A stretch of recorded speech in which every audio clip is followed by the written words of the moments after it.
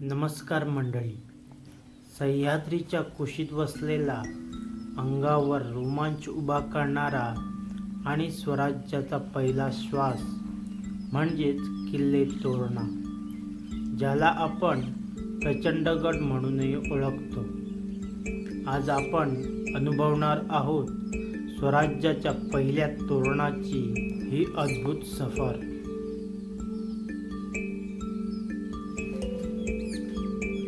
तोरणा गाठण्यासाठी तुम्हाला पुण्यापासून साधारण 50 ते 60 किलोमीटरचा प्रवास करावा लागतो. स्वारगेटवरून वेल्हे गावासाठी एस टी बसेस उपलब्ध आहेत.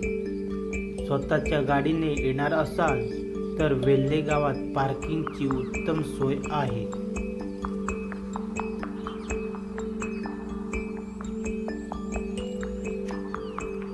तोरणा किल्ल्यावर चढाई करताना बिनी दरवाजा आणि कोकण दरवाजा हे दोन महत्त्वाचे प्रवेशद्वार आहेत.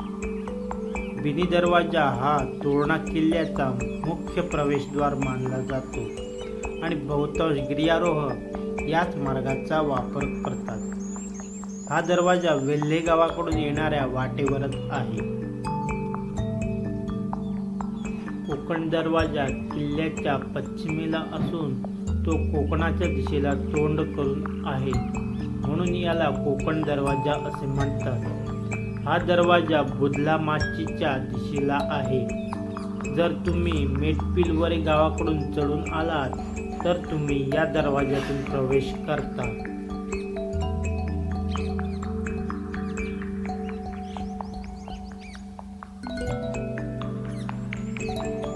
आम्ही गडावर जाण्यासाठी मेटपिलवरे गावातून कुंभलजाई मंदिरापासून चालण्यास सुरुवात केली. सकाळची कोवळी सूर्यकिरणे थेट गडावर पडलेली दिसत होती. संपूर्ण गड हा सोनेरी सूर्यकिरणांनी भरलेला होता.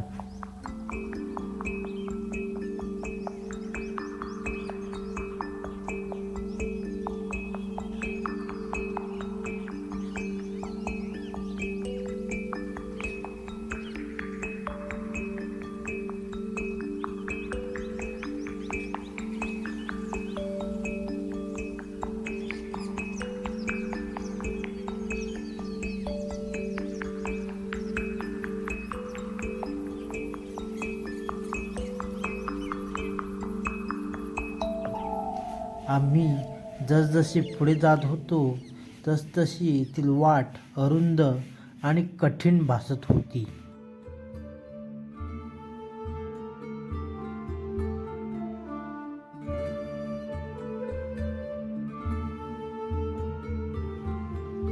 पुढे जात असताना मोठमोठे दगड असल्याने या दगडावरून सावकाश जावे लागते, कारण या ठिकाणी खोल दऱ्या पण आहेत. म्हणूनच हा भाग नैसर्गिकरित्या सुरक्षित आहे.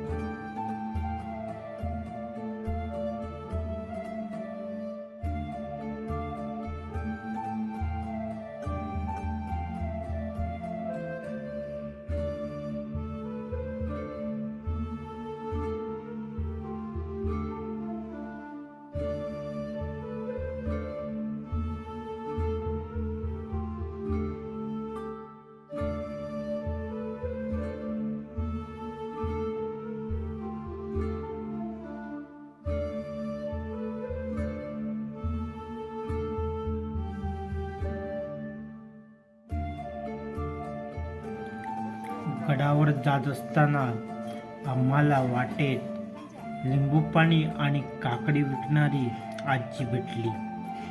आम्ही क्षणभर तिच्यापाशी थांबलो, लिंबू पाणी आणि काकडी घेतली, थोडा आराम केला आणि पुढच्या वाटेला निघालो.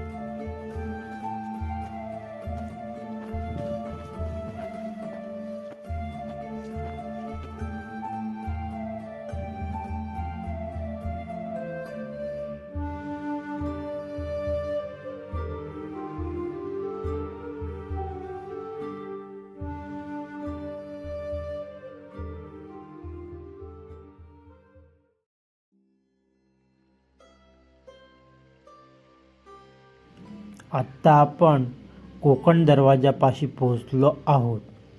इथे आल्यावर समोरच नयनरम्य दृश्य पाहून पूर्ण थकवा नाहीसा होतो.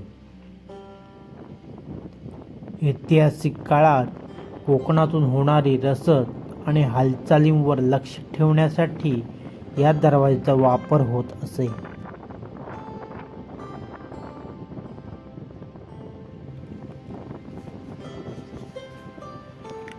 तोरणा किल्ला पुणे जिल्ह्यातील अतिदुर्गम गड म्हणून प्रसिद्ध आहे. गडाच्या दक्षिणेला वेळवंडी नदी तर उत्तरेला कानद नदीचे खोरे आहे. लिखित साधनात गडाचा प्रथम उल्लेख बहामनी काळापासून मिळतो.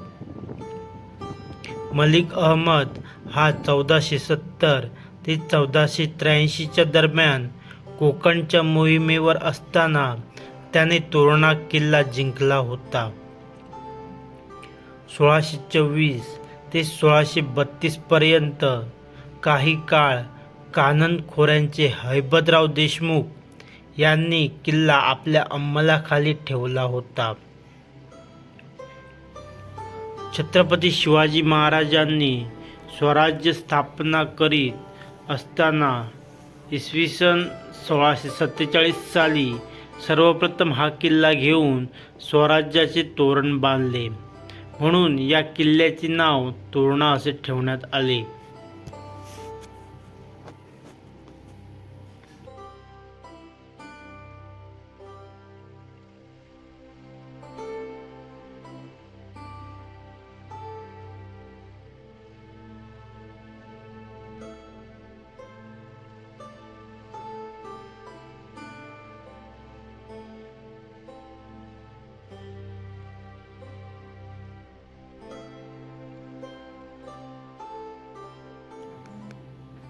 हा आहे कोठी दरवाजा.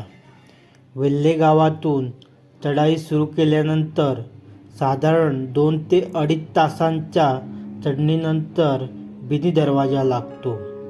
बिनी दरवाजा उत्तराभिमुख असून याची बांधणी भक्कम आहे आणि या दरवाजातून पुढे गेल्यावर कोठी दरवाजा लागतो, जो मुख्य किल्ल्यात प्रवेश देतो.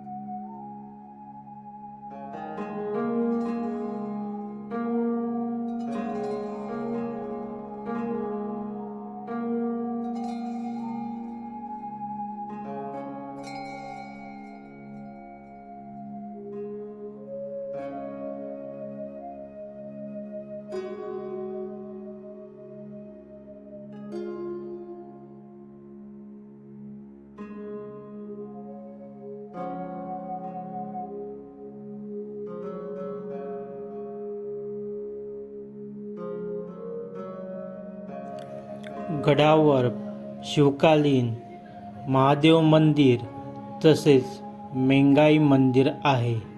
मेंगाई देवीच्या मंदिरात आपल्याला प्राचीन तोरणा किल्ल्याचा नकाशा पाहावयास मिळतो.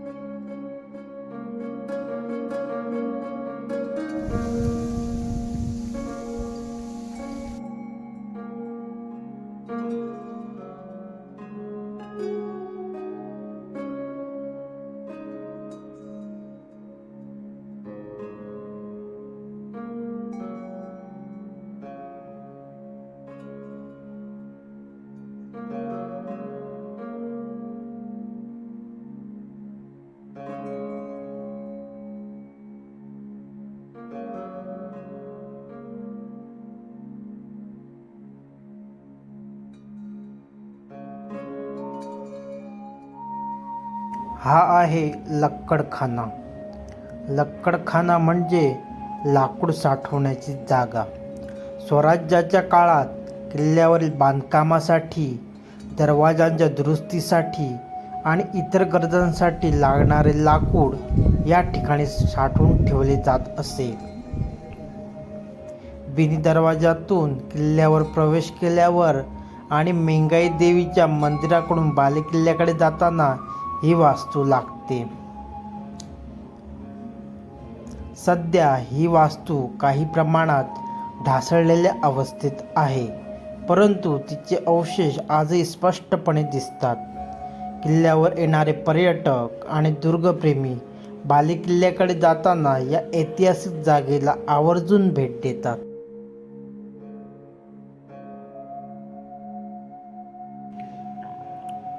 सोळाशे 71 ते 72 मध्ये शिवाजीराजांनी गडांच्या दुरुस्तीसाठी जे अंदाजपत्रक तयार केले होते त्यात तोरण्याचा प्रचंडगड असा उल्लेख आहे. छत्रपती संभाजी महाराजांच्या मृत्यूनंतर हा किल्ला मुघलांच्या ताब्यात गेला होता. तो 1690 मध्ये परिसरातील इतर किल्ल्यांसह शंकराजी पंत सचिवांच्या आज्ञेने कान्होजी झुंजारराव यांनी जिंकून घेतला. या लढाईत मुघल किल्लेदार हातम खान मारला गेला. मुघलांनी 1703 पासून तोरणा जिंकण्यासाठी प्रयत्न सुरू केले. औरंगजेब स्वतः किल्ल्याच्या पायथ्याशी येऊन सैन्यास आज्ञा देत होता. मार्च 1704 ला किल्ला मुघलांच्या ताब्यात गेला. गडाचे नाव बदलून फुतू उल गैब म्हणजे दैवी विजय ठेवले. 4 वर्षांनी 1708 मध्ये सरनोबत नागोजी कोकाटे यांनी गडावर सैन्य चढवून गड पुन्हा मराठ्यांच्या ताब्यात घेतला. 1818 ला इंग्रजांनी मराठी राज्य ताब्यात जरी घेतले असले तरी पंत सचिवांच्या भोर संस्थानात किल्ला 1948 साली संस्थान खालसा होईपर्यंत होता.